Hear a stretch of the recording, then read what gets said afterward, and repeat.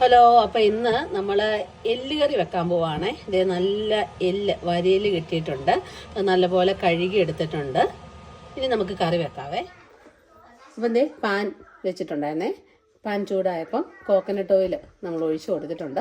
എണ്ണ നല്ലപോലെ ചൂടായി വന്നിട്ടുണ്ട്. ഇനി കടുകും ഒരു ലേശം ഉലുവയും കൂടെ ഇട്ട് കൊടുക്കുക. കടുക് പൊട്ടി കഴിഞ്ഞപ്പോഴത്തേക്ക് തേങ്ങാക്കൊത്തിട്ട് കൊടുക്കാവേ.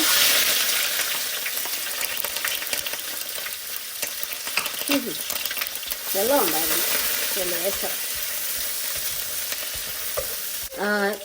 ചെറുതായിട്ടൊന്ന് മൂത്ത് വന്നിട്ടുണ്ട്. നമുക്ക് ലേശം മഞ്ഞൾപ്പൊടി ഇട്ട് കൊടുക്കാം.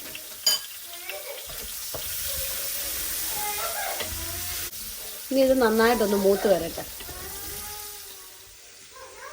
ഇനി നമുക്ക് ഇഞ്ചിയും വെളുത്തുള്ളിയും കൂടി ഇട്ട് കൊടുക്കാവേ. എന്നിട്ട് നല്ലപോലെ ഇളക്കി ചെറുതായിട്ടൊന്ന് വഴണ്ട് വരട്ടെ. ഇനി നമുക്ക് സബോള ഇട്ട് കൊടുക്കാവേ.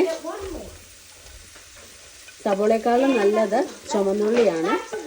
ഒരു 3-4 ചുവന്നുള്ളിയും കൂടെ ഞാൻ ആഡ് ചെയ്തിട്ടുണ്ട്. ഒരു മീഡിയം ഫ്ലെയിമിലിട്ട് നമുക്കിത് വഴറ്റിയെടുക്കാം. കുറച്ച് ഉപ്പിട്ട് കൊടുക്കാം, വഴണ്ട് വരാൻ വേണ്ടി പെട്ടെന്ന്.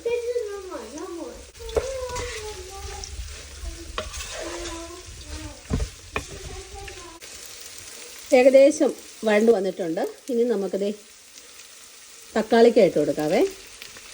കറിക്ക് നല്ല കൊഴുപ്പും അതൊക്കെ കിട്ടാൻ വേണ്ടിയാണ് നമ്മൾ തക്കാളിക്കായിട്ട് കൊടുക്കുന്നത്.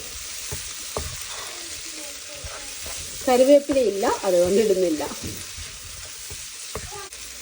എല്ലാം അത്യാവശ്യം നല്ലപോലെ വഴണ്ട് വന്നിട്ടുണ്ട്. ഇനി നമുക്ക് മസാലകൾ ചേർത്ത് കൊടുക്കാം. അപ്പോൾ ഇതെന്ന് വെച്ചാൽ മീറ്റ് മസാലയുണ്ട്, മുളക് പൊടിയുണ്ട്, 2 തരം മുളക് പൊടി, കാശ്മീരി, പെപ്പറിക്കായ്, പിന്നെ മല്ലിപ്പൊടിയുണ്ട്, ഗരം മസാല, മഞ്ഞൾ പൊടി.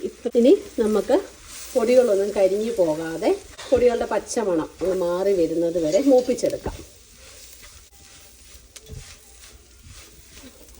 ഉണ്ടോ? ഞാൻ ആ പൊടിയുടെ പാത്രത്തിൽ ലേശം വെള്ളം ഒഴിച്ച് അതും കൂടെ അങ്ങ് ഒഴിച്ച് കൊടുക്കും.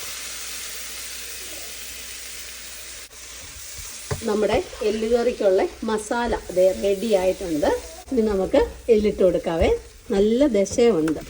കാത്തു വന്ന് എത്തി നോക്കിയിട്ട് പോവാം. എത്തി നോക്കത്തേ ഉള്ളൂ കേട്ടോ, കഴിക്കത്തൊന്നുമില്ല ഇതൊന്നും ഉണ്ടായ. എന്നാടി ചക്കരെ, എന്നാടാ? I love you too. അമ്മ എല്ലുകറി ഉണ്ടാക്കുക കേട്ടോ. നമുക്കിന്ന് കപ്പയെല്ലാം കഴിക്കണ്ടേ? യു ഡോണ്ട് വാണ്ട് കപ്പ?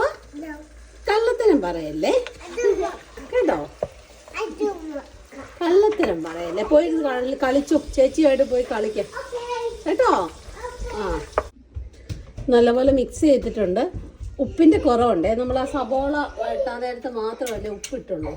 അപ്പം ഞാൻ കുറച്ച് ഉപ്പും കൂടെ ഇട്ട് കൊടുക്കുക. എന്നിട്ടൊന്ന് മിക്സ് ചെയ്തിട്ട് നോക്കാം.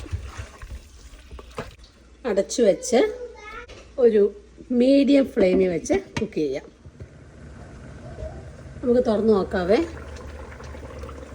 കുറച്ച് ഉപ്പും കൂടെ ചേർത്ത് കൊടുക്കണം. ഉപ്പ് ഒട്ടുമില്ല. പിന്നെ കുറച്ച് കുരുമുളക് പൊടി.